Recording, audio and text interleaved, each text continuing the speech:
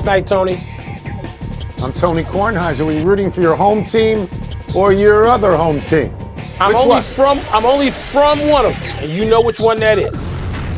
I know you're from Chicago, where you are today, but you spend a lot of time in Phoenix. I do. Where you just built yet another palatial mansion for yourself. Scottsdale, and I'm only from one of them. I thought it was North Scottsdale. I didn't know it was just Scottsdale. From one of them. Sorry. All right. Welcome to PTI, fellow Earthlings. In today's episode, Mike Shildt is out. Tom Brady takes on the Eagles, and the Mercury edges the sky. But we begin today with Dodgers-Giants Game 5 tonight. This is the moment for the two best teams in baseball.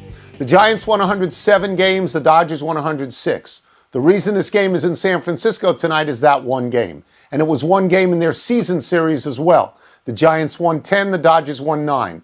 The headline is that the Dodgers will start right-hander Corey Knebel and not 20-game winner Julio Urias in some sort of weird strategic move.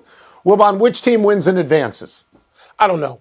I can't say I don't care. Good answer. I've picked the Dodgers. I got stuff I care about. I'm going to get to it right now. Right.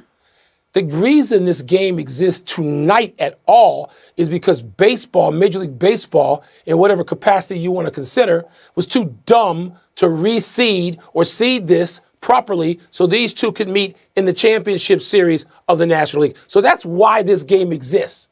And now something else that baseball has turned me off of. Baseball is not going to lose me. I've been following it too long.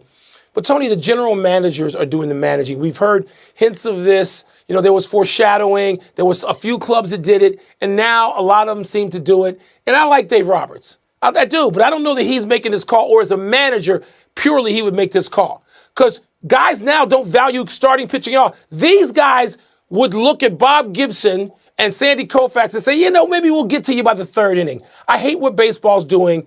It makes me angry on so many fronts, but those are the two things that apply to tonight. So I will amplify on one of your points. I'm sorry this is 5 games and not 7. I'm sorry one of these teams will go home tonight. Yes. I'm sorry they're not actually playing in the World Series, which I know they can't do. And in fact, by the end of tonight, 2 of the 3 teams in baseball that won 100 games or more are going to be going home. We talked yesterday about how I was a Giants fan as a kid, and I hated the Dodgers, Mike. I hated them. But over the years, I've come to admire and respect them, so I'm okay if they win. I think they will win because they have a more powerful lineup up and down it, though they have missed Max Muncy. The Giants shut him out twice. If the Dodgers score at all in a series, the Dodgers win. And it's Logan Webb who shut him out for 7 2/3. What I'm hoping for with the Dodgers, Mike, is they don't outsmart themselves and they're not down 4-0 when they get to Urias. You know what I mean? I'm hoping for that. I don't know. They really could be. You know. And we saw this with Tampa in the past. I hate this thing in baseball where general managers tell their managers, starting pitching, we could do without it. All right, let's move on to a story that will echo that. The St. Louis Cardinals, who won 17 straight games near the end of the season to make the wild card, today fired their manager, Mike Shildt. Shildt had winning records in all 4 of his seasons in St. Louis and was manager of the year in 2019. The GM said there were philosophical differences. Wilbon, does this make any sense to you? Of course not. And the Cardinals are usually not a moronic organization. They're a great organization, like the Dodgers. We've seen this with the Green Bay Packers, a great organization. It's just people at the top now. It's like that, Jerry Krause line or something that was attributed to him while Michael Jordan was winning championships. Organizations win championships, not people. Well, Tony, they won 17 in a row, man. So you value philosophic alignment more than you value winning. Because if I was the owner, I would walk in and I would say to the general manager and the president, whoever is responsible for firing Shildt, I would say, get the hell out of my stadium. Get out.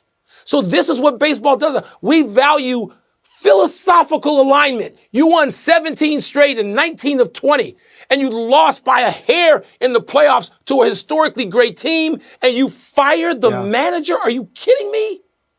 So let me go back in the record for a second, because his record is unassailable. His record is 252 and 199. That's really good. He's been in the organization as a scout, as a coach, as a manager since 2004. You cannot fire him because he lost in a wild card. You obviously can't do that. And he's 53 years old, so he's not too old. and he's not too young. So what happens here? I ask myself this. What do they know that I don't know? We're going to find something out down the line that we are not certain of right now, because on the face of it, Mike, it makes no sense at all. None. You've watched and hated the Cardinals your whole life. Yes. They didn't fire Whitey Herzog too soon. They didn't fire Tony La Russa too soon. So what don't I know that I should know? Tony, I don't know. It's the new paradigm of baseball. We've heard managers complain. We've heard guys that we didn't know and have covered say they don't want my input anymore. They want to manage it from the front office. This is Tony, maybe there'll be something else, but right now where we sit with what we know, that's all this is.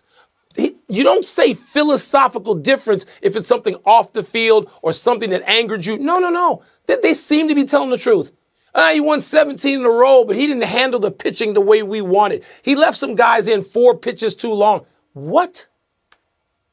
Baseball's got issues, and they keep piling issues on top of issues. Tonight's game 5 will go. And yet we love baseball. We do. I said baseball. I'm not going to stop watching. I said that. Okay. I love it. I'm old. I'm going to watch. But I'm angry at baseball right now. Go ahead. Tonight's game 5 will go up against Thursday Night Football. Tom Brady leads the 4-1 Bucs against the 2-3 Eagles. This seems like an easy win for the Buccaneers on paper, Tone, but Philadelphia's defense played better against the Panthers. Tom Brady has an injured thumb, and the game is in Philly on short rest for Tampa. So are you smelling the possibility, even a whiff, of an upset? So I'm up here in my attic, and I'm trying to smell a whiff. And I got the windows open, and indeed, I smell a whiff. And I'm going to tell you why. Because there is one way that we know, and only one way we know, to beat Tom Brady. That is to rush him up the middle. He's a pocket passer. Collapse the pocket and get to Tom Brady. And what the Philadelphia Eagles have are 2 guys who can do that. Fletcher Cox can do that, and Javon Hargrave, who's got 6 sacks already by himself. They can do that. That's their chance. And they're going to have to do that because Brady is sensational this year. He's got 15 touchdown passes in 5 games, and he's averaging 360 yards in the air in those games. Do I think the Eagles are going to win? No, I don't. But the Eagles aren't the Giants. Okay, I mean, they're a better team than that, so I think they at least have some sort of a chance. I do. I do too, Tone. I think so. Instinctively, I'm going to go and refer to my self-referential here. I'm going to go to the pool I'm in, Tony, the confidence pool, where you can assign anything from 1 to 16, points on how confident are you this team tonight is going to win. Tom Brady gets 16 points from me more than any other player/team in the 20 years I've been in this pool. But tonight, Tone, I only give Tom Brady and the Bucs a 6. They're a 6 on my confidence meter. I think the Eagles, the formula for beating Tom Brady is exactly what you said. Collapse that pocket, get somebody on either end to put him down 5 or 6 times, maybe a couple of times in the first quarter, and you can work on them. Tampa's got banged up. They've been getting some dings, as they say now. We'll see. So a little more than a whiff. I'm not going to go crazy. The Eagles aren't a 16. They're not even getting the confidence that they can win at all. But a 6 for Tampa. I think this could be a game. It should be a game. One small point. This weekend is going to tell us a little bit about the NFC East. They are all playing out of division. The Eagles are playing Tampa Bay. The Cowboys are playing the Patriots. Washington plays Kansas City. The Giants play the Rams. I'd like to see if they win any, because last year they would not have won any. And we move on. Wilbon, I know you were locked into the WNBA last night. Yes, I was. It isn't always that a championship series features cities where you own homes. Phoenix beat Chicago to even their best of series at 1. Brittany Griner had 29 points, 12 rebounds, and an in-game dunk. Who do you favor the rest of the way? Which of your 2 home teams? I have one home team, as I've had all my life. And I told you, I would listen. Otherwise, if they were playing anybody else, I'd be rooting for the Mercury. I would.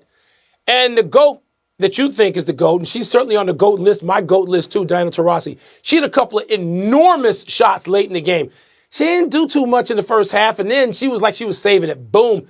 She did it. And you mentioned the dunk and the point totals and all of that, points, rebounds, block shots. I mean, Phoenix had to really have a dash late. The Sky led for about 70% of that game. And at the end of the game, they made some mistakes, particularly offensively, took some bad shots. And Candace Parker was just terrific post-game saying, hey, We made some mistakes we can't make, and this thing's going back to Chicago. Tony, it's tough to see the Mercury going 0 for 2 in Chicago as good as they are. Like, can they get a game to send this back to Phoenix for Game 5? I would think, but I'm still going with the Sky. I'm still going with the three-headed monster they've got. I'm still going with my hometown, Chicago. Yeah, thank you for mentioning Diana Taurasi because, as you know, I love her and loved her all the way back to UConn. And I think she's the greatest women's basketball player of all time. And she didn't have just a few points in the first half. She had 2. That's all she had was 2. That stinks. And she's 39 years old, which is old. But in the second half, in money time, she had 18. And in the overtime, she personally had 8. And the Chicago Sky had 7. Yeah. And that's all I'm going to say about this. She personally outscored them. Ladies and gentlemen of the jury, I rest my case. Brittany Griner made it possible for Taurasi to be alive in the second half. Brittany Griner, she was dominant. Coming up, would you rather have Justin Herbert or Lamar Jackson when they play on Sunday?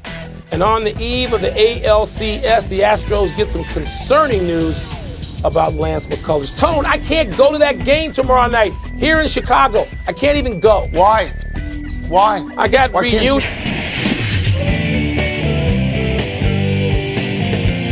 Time for toss-up. 2 men enter, 1 man leaves, finishes the show, drives to Wilbon's empty house, shimmies up a drain pipe, squeezes through an open window, and watches baseball and football on 2 separate TVs at the same time. What's first? Toss-up, they face each other Sunday. Who would you rather have, Justin Herbert or Lamar Jackson?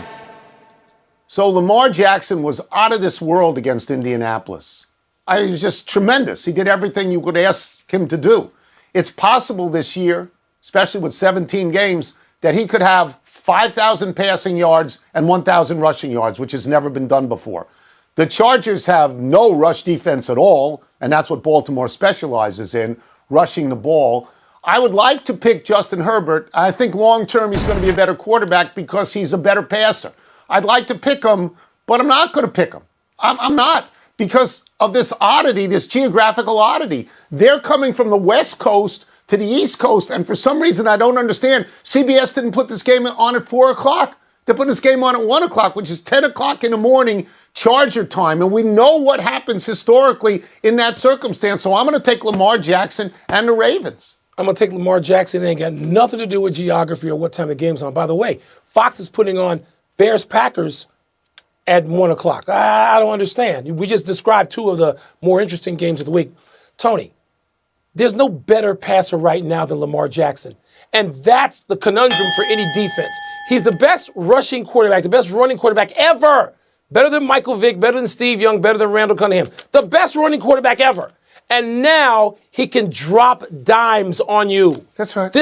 Sorry, it's Lamar Jackson. Look, I love this kid on San Diego. I love him in those uniforms. Yeah. I love him in the baby blue. He ain't Lamar Jackson. Lamar Jackson's already won an MVP. So you said this kid could go on to be better. That means he probably have to win at least 2 MVPs because Lamar Jackson now is on the rail to get his second. All right. Next. Toss-up, who do you favor in the ALCS? The Red Sox or the Astros? I'm going to take the Astros, and I'm going to do it on the strength of the head-to-head this year so far. They beat the Red Sox 5 out of 7 games. They won by an average of 2.4 runs. The raw numbers were 42-25, which is a big disparity. The Astros got 6 runs a game. You're going to win with 6 runs a game. Neither team pitches very well. The Astros just lost McCullers probably for the series, and Chris Sale has been falling on his face lately. So who's going to hit? Now, they both hit. The Sox have Devers and Schwarber and Martinez, and Bogarts, and the Astros have Altuve and Bregman and Correa and Brantley. But the Astros led the entire major leagues in runs this year, Mike. I'm usually wrong on baseball, but I'm going to take the Astros thinking that there's a little more incentive to get to the World Series because of what's happened before. Well, Tony, they certainly play with a chip the size of a boulder on their shoulders. Good for them. And I was going to pick Houston until I heard about the McCullers news, that he could be out for this series. That's right. And Tony, when I started looking at this, I know Valdez and Garcia are good pitchers that Houston will depend on, but I'm looking at Sale, Eovaldi, and Rodriguez for Boston. And I know you say pitching isn't going to win this series because of the way these teams hit, but Tony, pitching is going to win this series. They may give up more runs on average, but Defense always wins in these things, even when people count them out. Pitching is defense. I'm going to actually switcheroo here. And the Boston has that look. They have that look of these other World Series teams in recent times where you go against them and they just rise up and do something to win these series. Loves the fact that you're going I-95. Loves that. I know. Pardon the Interruption is presented by DirecTV Stream, part of Happy Hour. Happy time, people. Happy 80th birthday, Jerry Glanville.